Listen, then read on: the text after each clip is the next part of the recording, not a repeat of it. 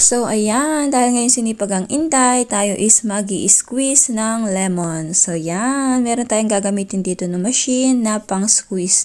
So, ano siya, di kuryente. Tara! Gagamitin natin pangpiga ng lemon. So, ito ay di kuryente. Tara!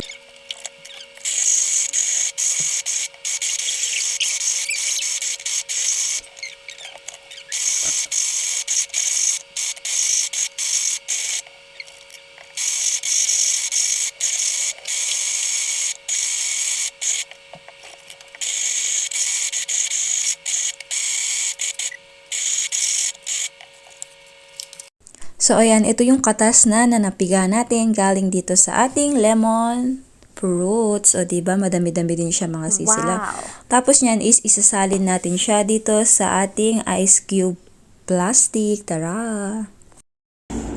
Ice cube molding bowl. Kaya na itong kate. Kaya nakaka. Diba?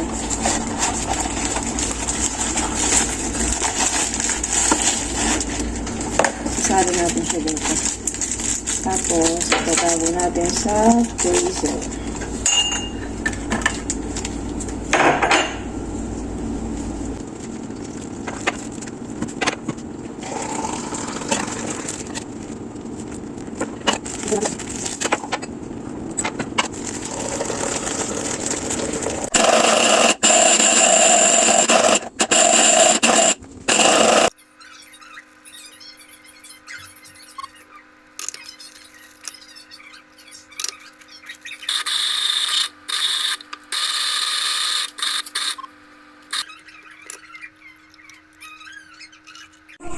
So, ayan, ito na yung ating nakuhang katas galing sa ating lemon fruits. O, diba, madami-dami din siya mga sisilab.